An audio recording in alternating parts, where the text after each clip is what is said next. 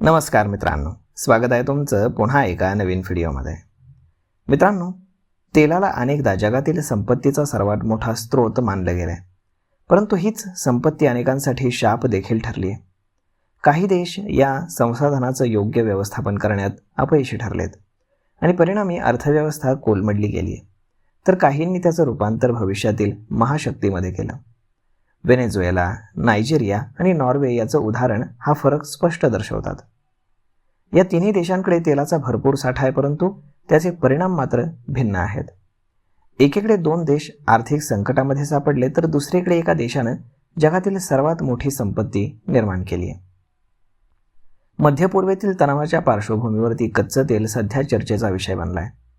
बहुतेक देशांमध्ये तेलाच्या किमती वाढलेल्या आहेत, परंतु या दरम्यान एक असा देश आहे जो याबद्दल पूर्णपणे निश्चिंत असून हा देश हरित आणि पर्यावरणपूरक राष्ट्र मानला जातो.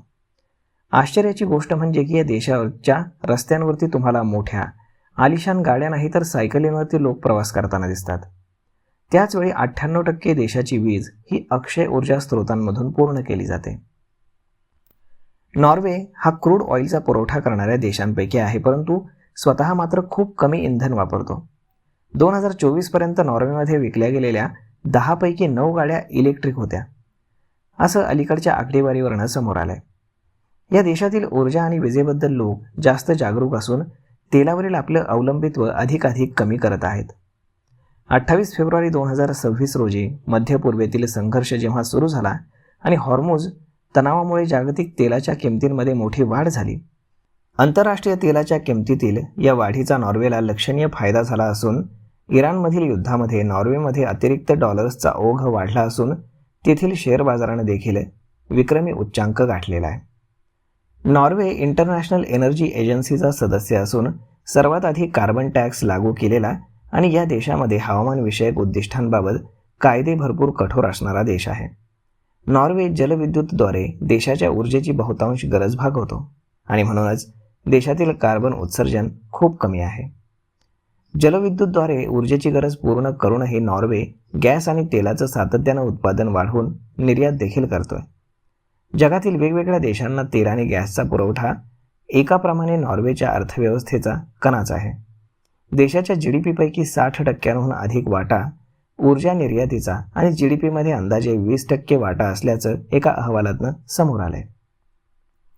अलीकडेच नॉर्वेचे पंतप्रधान जोनास गार स्टोनन यांच्या सरकारनं 57 नवीन तेल शोध परवाने जारी केलेत. नॉर्वे तेल उत्पादनावरती लक्ष केंद्रित करत असून नवीन परवान्यांमुळे किमान 2 लाख रोजगार निर्माण होण्याची अपेक्षा आहे. नॉर्वे हा पर्यावरण संरक्षक आणि आर्थिक हितसंबंध यांच्यामध्ये संतुलन साधण्याचा प्रयत्न करत असल्याचं तज्ज्ञांचं म्हणणं आहे. एकीकडे जगासमोर क्लीन एनर्जीचा आदर्श ठेवताना दुसरीकडे जीवाश्म इंधनाच्या निर्यातीद्वारे आपली समृद्धी तो मजबूत करत आहे. 1990 मध्ये नॉर्वेनं गव्हर्नमेंट पेन्शन ग्लोबल फाउंडेशन तयार केलं, ज्याला सामान्यतः ऑइल फंड म्हटलं जातं. तेलातून येणारी बहुतांश रक्कम या निधीत जमा करण्यात आली आणि कडक नियम केला की दरवर्षी केवळ 3% रक्कमच खर्च केली जाईल, तर उर्वरित रक्कम गुंतवली जाईल आणि वाढवली जाईल.